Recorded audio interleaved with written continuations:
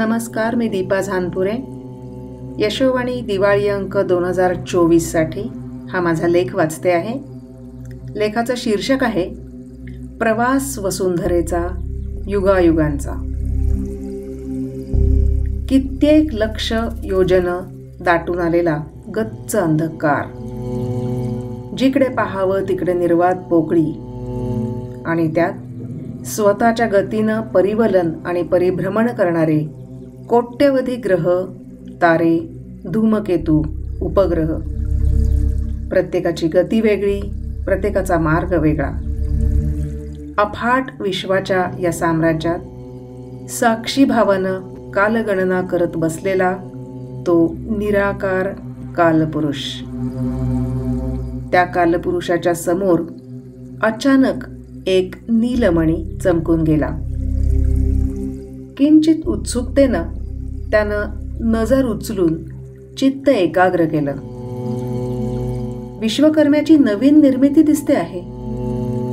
तो निळसर हिरवट गोलाकार ग्रह डौलदारपणे तिरक्या चालीनं आपल्याच तंद्रीत गिरक्या घेत होता. एरवी निर्विकार असलेला कालपुरुष या लोभस दर्शनानं किंचित सुखावला. आपोआप त्याच्या तोंडी शब्द आले, वसुंधरा. मी वसुंधरा म्हणेन हिला. आणि ब्रह्मांडात तो शब्द रेंगाळला, वसुंधरा. विश्वकर्म्याच्या या नव्या निर्मितीला नाव मिळालं, ओळख मिळाली, वसुंधरा. तिच्या या जन्मदिवसाची कालपुरुषानं नोंद करून ठेवली, 1 चैत्रमास. आपल्या गतीनं भ्रमण करत करत कालपुरुषाच्या नजरेसमोरून वसुंधरा पुढे निघून गेली. तिचा अवकाशातला युगानुयुगांचा वर्तुळाकार प्रवास चालू झाला. काळ लोटला, युग लोटली. ती आता पूर्वीसारखी अल्लडपणे नाचत फिरणारी बालिका राहिली नाही, तर निळी हिरवी जडावाची लेणी ल्यायलेली सौंदर्य संपन्न नवयौवना झाली होती. या यौवनाचं आणि जीवनाचं दान तिला देणाऱ्या दाहक परिसंजीवक अशा भास्करावर ती अनुरक्त झाली होती. कालपुरुषाच्या नजरेतून हे सुटलं नव्हतं. युगामागुनी चालली रे युगेही, करावी किती भास्करा वंचना. किती काळ कक्षेत धावू तुझ्या मी, कितीदा करू प्रीतीची याचना. अशा भावनेनं त्या भास्कराकडे तिची प्रीतीची याचना करणं सुरू होतं. मोठ्या तपस्येनंतर भास्कर एकदाचा तिच्यावर प्रसन्न झाला आणि वसुंधरेनं आपलं प्रीतीचं दान त्याच्यावर उधळून दिलं. वसुंधरा तिच्या भ्रमणकक्षेत असतानाच भास्कराच्या अगदी जवळ पोहोचल्यावर हा मिलन सोहळा पार पडला.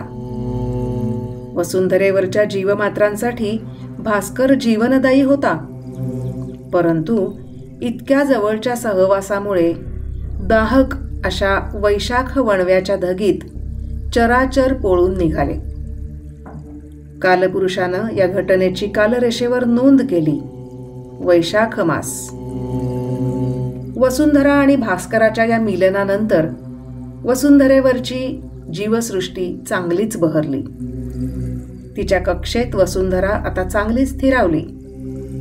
एखाद्या अल्लड बालिकेच्या गिरक्या वाढत्या वयानुसार संसार चक्राच्या फेऱ्यांमध्ये रूपांतरित व्हाव्यात ना, अगदी तसंच.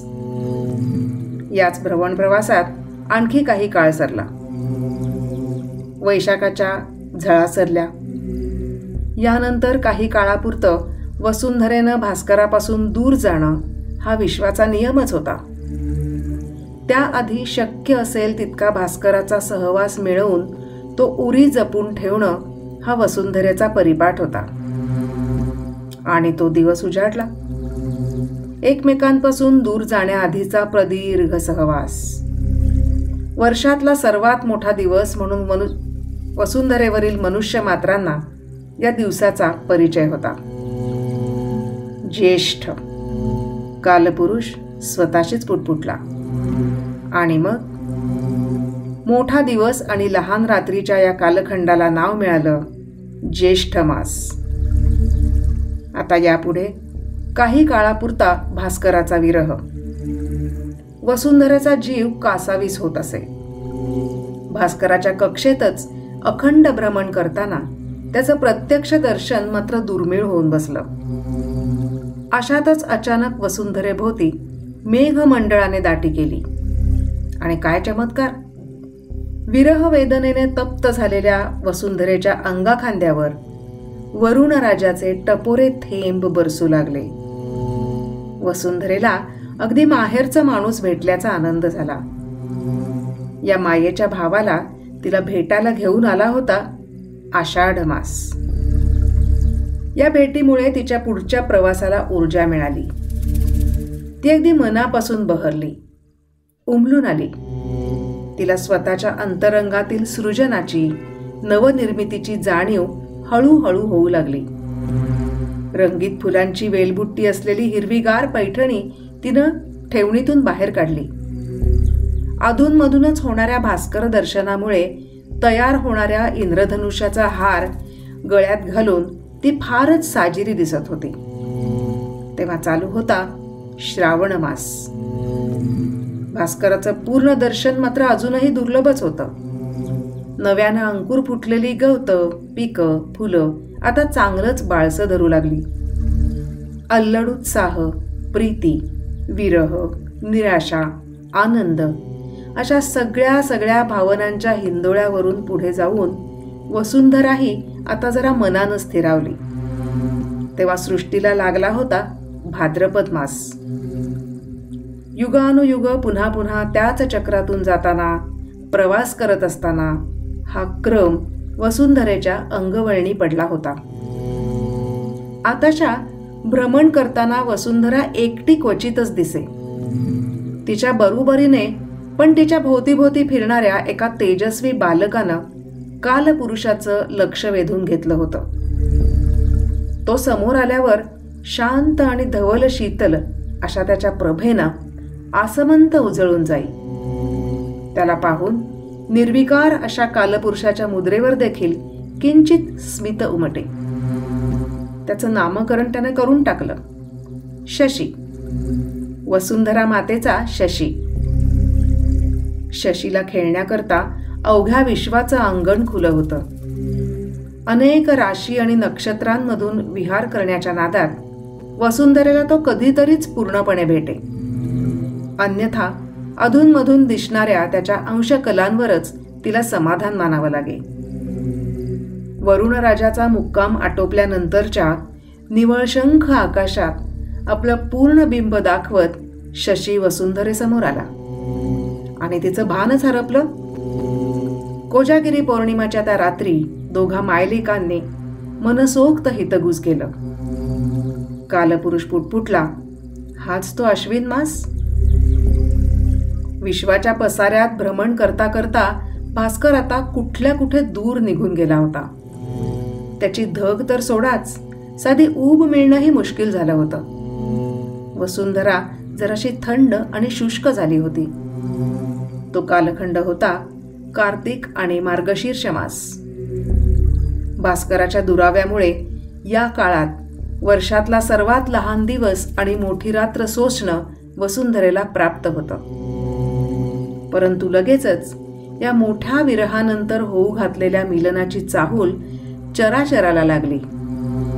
दक्षिणायन संपून उत्तरायण सुरू होण्याचा हा कालखंड होता पौष मास. स्वच्छ आभाळ, वातावरणातली हवीहवीशी वाटणारी ऊब यांनी वसुंधरेची शुष्कता कुठल्या कुठे निघून गेली. माघ मासातली आरोग्यकारक पथ्य तिनं उत्साहानं अंगीकारली. जसजसा काळ पुढे जात गेला तसतशी भास्कराची उष्ण चाहूल सर्वांना जाणवू लागली. मूळच्या नीलहरित रूपातल्या वसुंधरेनं आता पळस, पांगारा, शाल्मली अशा लाल चुटूक फुलांच्या तोरणांनी भास्कराचं स्वागत करण्याचा घाट घातला. आणि तो आला, अगदी जवळ आला. ब्रह्मांडाची फेरी पूर्ण करून भास्कर त्याच्या लाडक्या वसुंधरेला भेटण्यासाठी परत आला. जीवसृष्टीला पुन्हा एकदा धुमारे फुटले. कालपुरुषाच्या नोंदीमध्ये तो होता फाल्गुन मास. त्यानंतर येणाऱ्या 1 चैत्र मास या तिच्या प्रत्येक जन्मदिनी कालपुरुषाच्या समोर विनम्र होण्याचा वसुंधरेचा परिपाठ तिनं युगानुयुग कधीच चुकवला नाही. आणि कालपुरुष देखील तितक्याच ममत्वानं तिच्यासाठी सतत प्रार्थना करत राहिला. हे वसुंधरे, सरणाऱ्या काळाबरोबर तुझ्यावरच्या जीवसृष्टीचं ओझं वाढत चाललं आहे. त्या जीवांचा हव्यास आणि राक्षसी महत्वाकांक्षा यामध्ये तुझी पूर्वीची निरागसता हरवत चालली आहे. भविष्य काळात तुझ्या अंगाखांद्यावर तीच ती प्राचीन पिंपळाची कोवळीलूस पालवी दिसू देत. त्या पिंपळपानावर विसावलेल्या पायाचा अंगठा चोखत पडलेल्या गोजीरवाण्या बालकापासून एक नवं हिरवगार आणि निरागस विश्व पुन्हा एकदा निर्माण होऊ दे. आणि हे वसुंधरे, त्या जुन्या नवतरुण नीलहरित स्वरूपातल्या तुला शुभेच्छा देण्याची संधी मला पुन्हा पुन्हा येऊ दे. शुभास्ते पंथानः सन्तु. अर्थात तुझा प्रवास सुखकर होवो.